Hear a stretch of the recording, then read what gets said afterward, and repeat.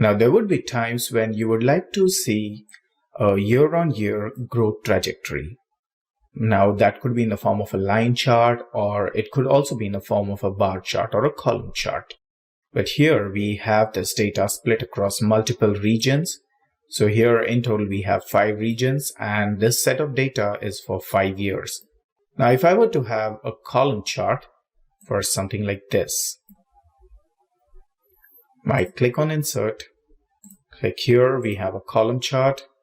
Well, this does look good, but it takes a lot of screen space over here, and maybe I may not be too very keen on pursuing or understanding how this trend is like for each and every one of those.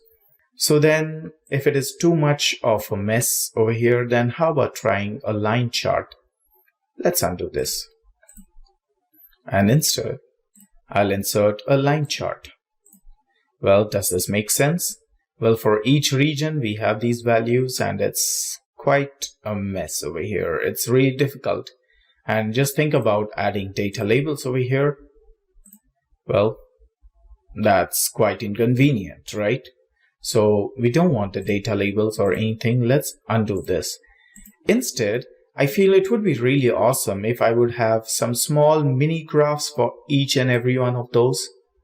Now, when I say individual graph for each and every line item, we can just imagine a lot of screen space, right?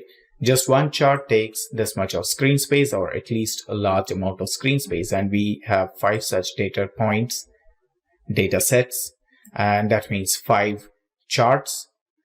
That's quite difficult, and maybe we do not want it to be so much of a mess. And that is where Excel comes to our rescue. Excel has given us something called as Sparkline charts. Here we have the Sparklines. All we need to do is click on one of those. For example, here I click on line. So now we'll get a line graph. Now data range here, since I had already selected this, it's automatically picking up the same set over here. I need to clear this off. I need to do it for Midwest. So I select these numbers, the data range, choose where you want the Sparklines to be placed. Click here, and let's get our Sparklines over here. Click OK. Well, we see a mini chart over here. It's a small line which gives us a bird's view of how the status is like.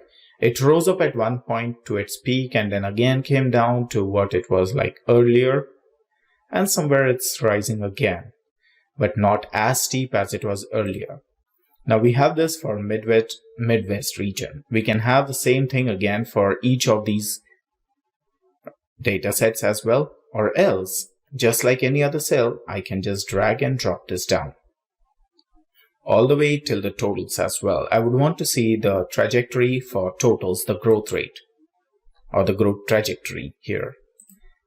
I would like to give this table or this column a heading called as trend. And let's give it the same format as this. Here we have.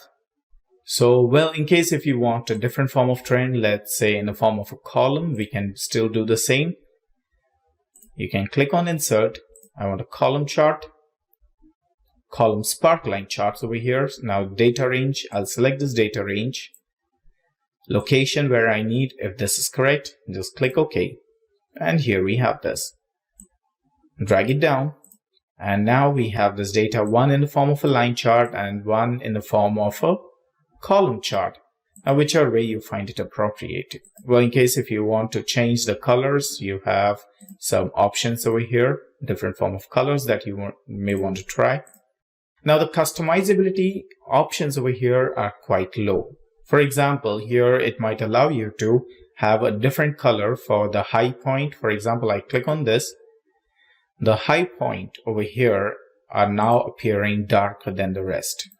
Now, similarly, if I select low point, well, the low points are really small to making difference there, right? And negative points, we don't have any negative points here.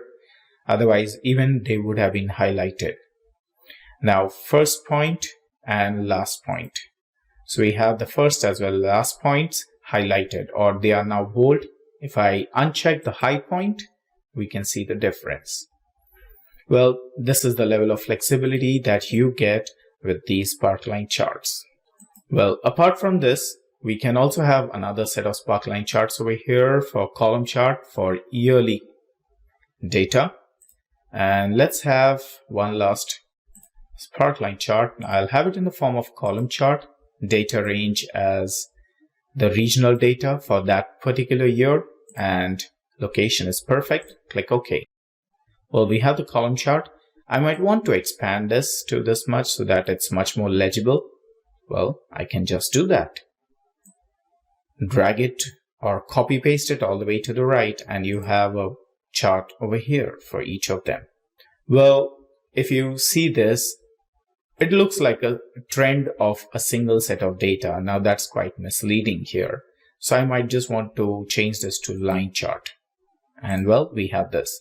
We can give borders like as if any table. And here we have this. Okay. So I can just clear this off one row, delete, and give this trend.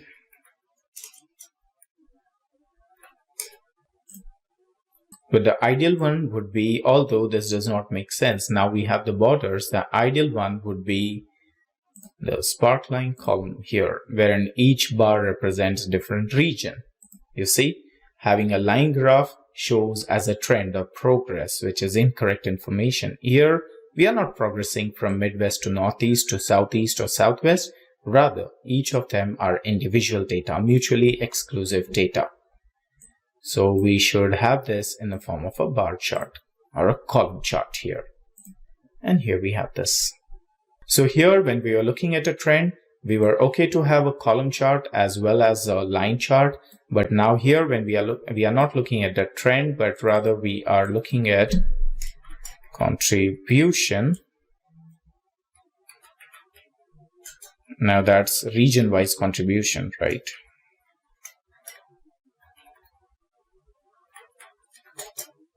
And let me just make this wrap text. So we have region-wise contribution here, which is good. And this is how you can make the best use of Sparkline charts. That's for quick review. You don't need to focus on each and every line, but the moment you find something amiss, like for example, this cell over here in the middle, you can see it's only the first two regions which have been performing, but the rest of them have been very poor in this case. That's in 2018.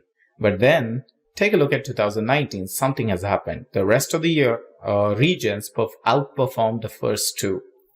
Okay, that's quite inconsistent. In 2020, all of them came somewhere closer, except for the West zone.